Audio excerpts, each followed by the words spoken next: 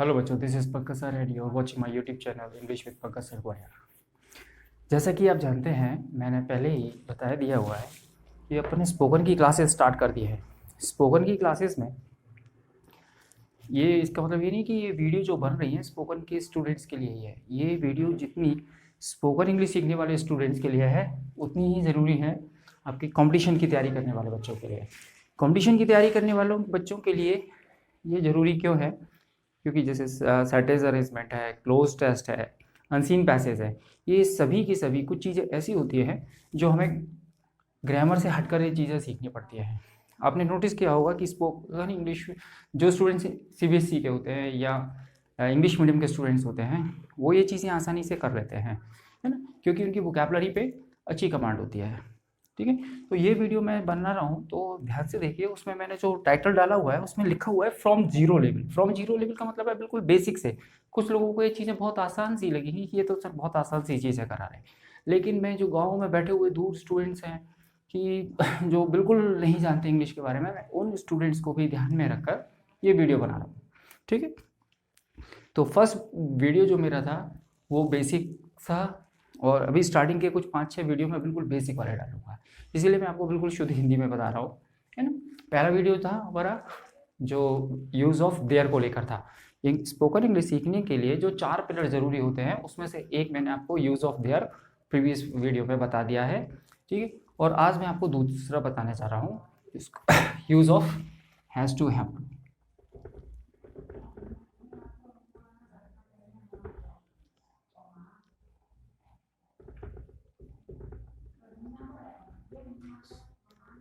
मैं आपको एक और बात बता दूं, मैं ये बताने के बाद आपको फिर ये भी बताऊंगा कि आपको घर पर प्रैक्टिस कैसे करनी है, आप अपनी स्पोकन इंग्लिश को कैसे इम्प्रूव कर सकते हैं।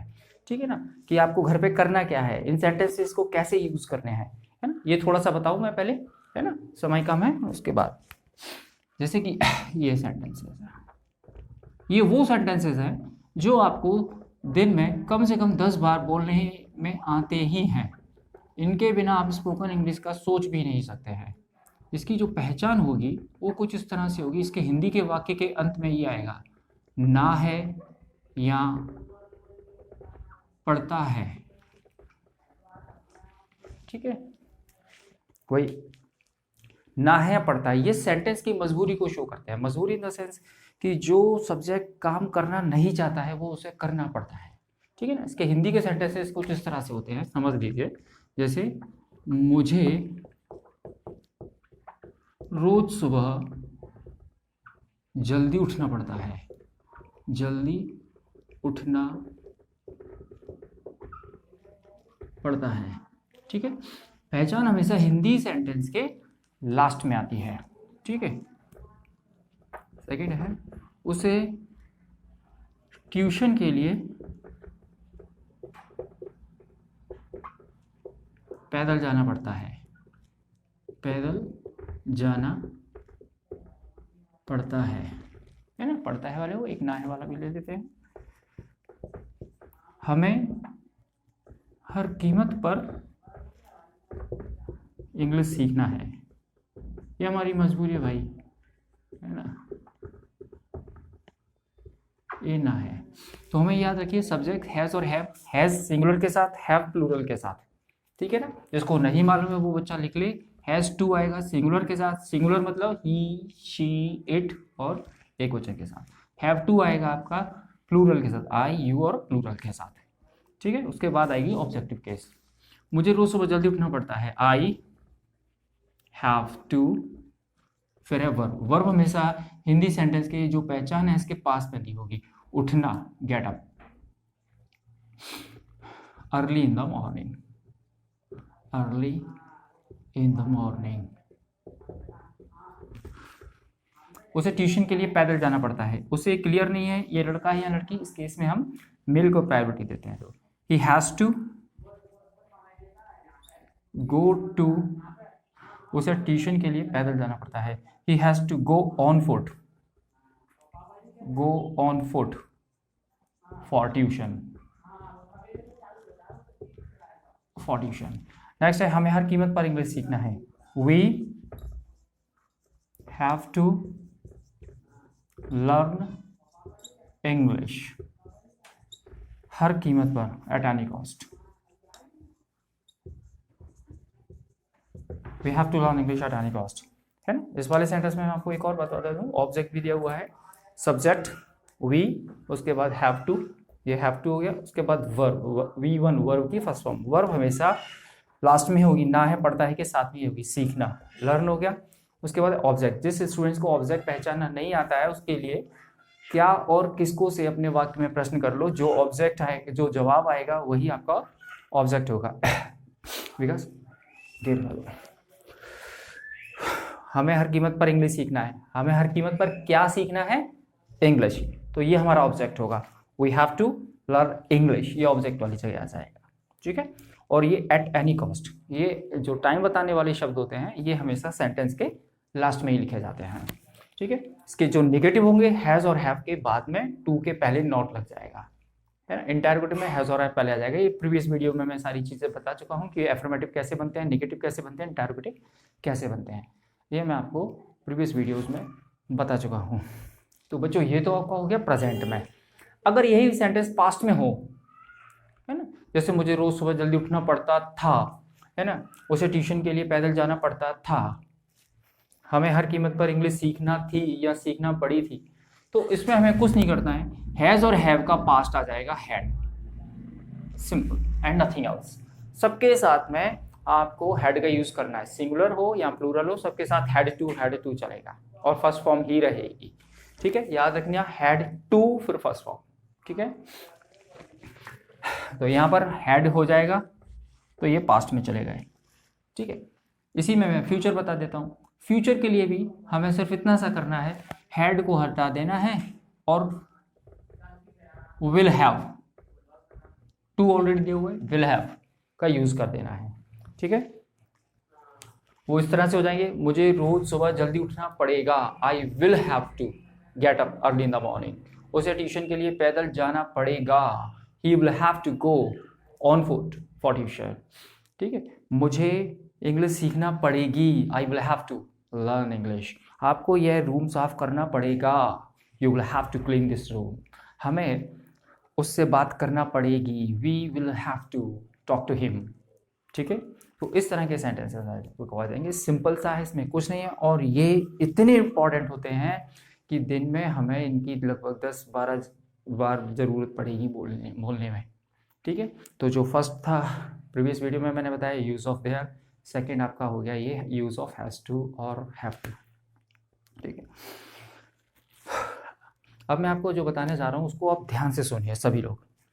पहली बात तो ये मैं बता चुका हूँ कि ये केवल स्पोकन इंग्लिश सीखने वाले बच्चों के लिए नहीं है, ये वीडियो हर उस स्टूडेंट्स के लिए ज़रूरी है जो बेसिक से सीख रहा है ना। बैंकिंग और एसएससी की तैयारी कर रहा है, बैंकिंग और एसएससी की तैयारी करने वाले बच्चे ग्रामर तो सीख लेते हैं, noun pronoun parts of speech वगैरह ये तो सब सीख लेते हैं, लेकिन मेन प्रॉब्लम आती है उनको ट्रांसलेशंस में।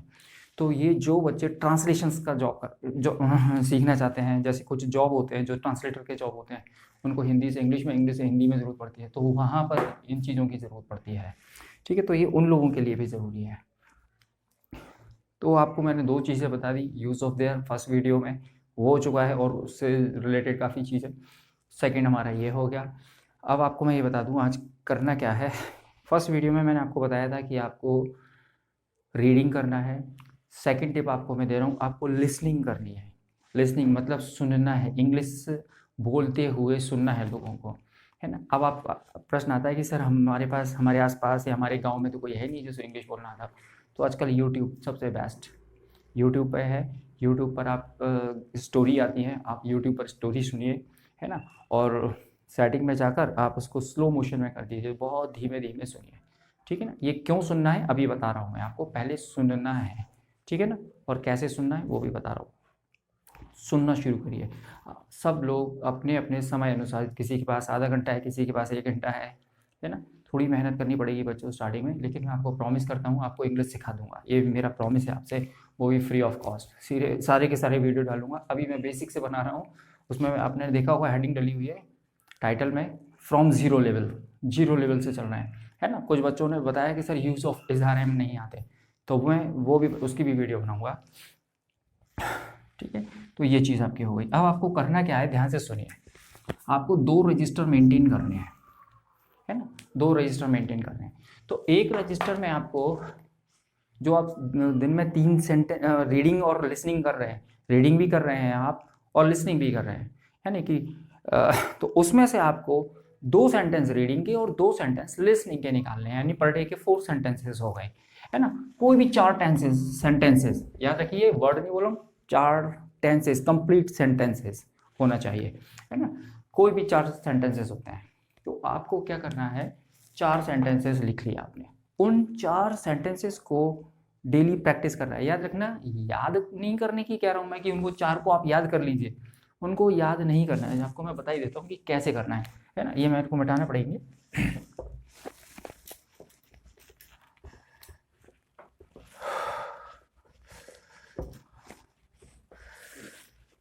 देखिए, जैसे आपने 4 सेंटेंसेस लिखे, उनमें से एक कुछ इस तरह का है, जैसे मैंने एक नया लैपटॉप खरीदा है ना। आप जो इंग्लिश के सेंटेंसेस होंगे ना, वो उसका हिंदी मीनिंग भी मालूम होना चाहिए हमें। इसका ही इंग्लिश हो गया, I have bought a new laptop, I have bought a new laptop.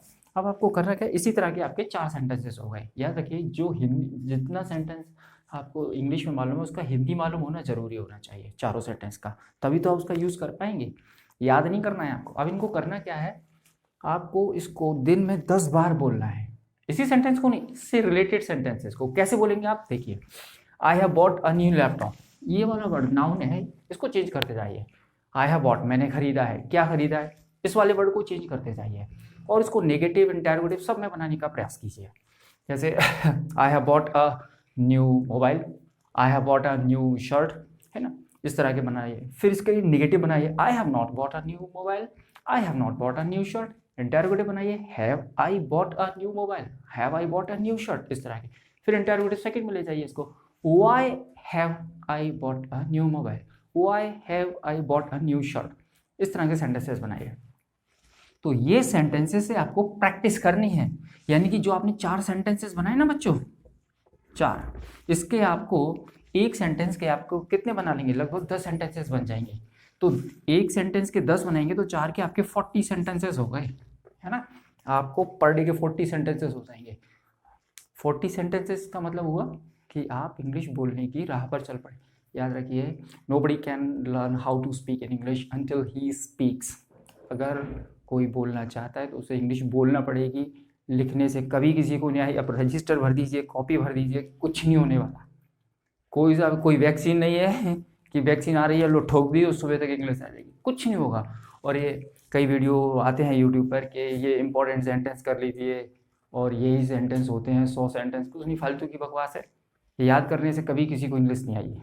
तो आप अगर उसमें मेल का फीमेल वर्जन हो गया तो गड़बड़ हो गई, उनका हार निकल गया, रोक देना उनको।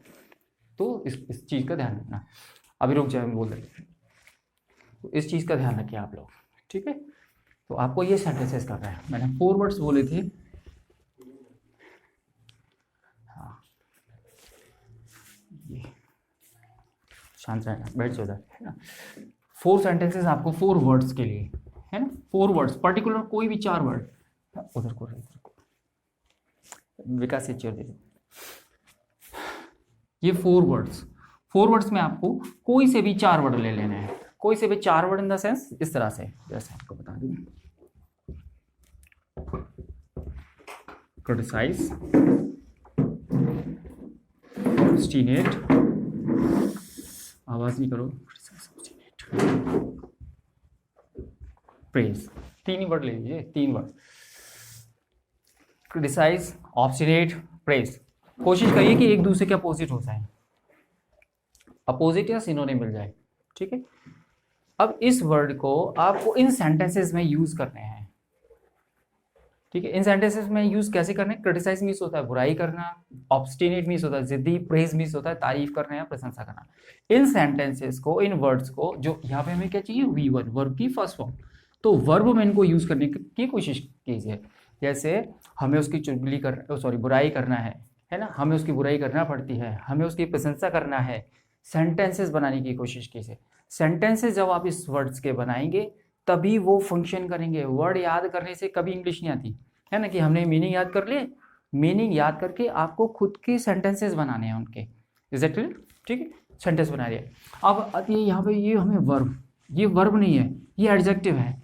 तो आप प्रीवियस वीडियो देख लीजिए, उसमें देयर वाला यूज आया है, उसमें नाउन ऑब्लिक एडजेक्टिव दिया हुआ है। तो उसमें इसके इस तरह इसके सेंटेंस बनेंगे कुछ इस तरह से, जैसे हमारी क्लास में एक बहुत ज़िद्दी स्टूडेंट्स है, there is an obstinate students in our class, ठीक है, कुछ इस तरह के सेंटेंसेस बनेंगे। तो याद रखिए कि आपको 40 सेंटेंसेस पर डे ये बोलने को मिलेंगे, इस तरह से बनाइए, और इनके जितने बना सकते हैं आप अपने समय के अनुसार उतने बनाने का प्रयास कीजिए, ठीक है। और जिसके जो भी कमेंट्स हैं, जो भी परेशानियां, जो भी डाउट्स हैं, वो मुझे कमेंट्स कर दीजिए, उस पर मैं वीडियो बनाने का प्रयास करूँगा। Okay, that's enough for today.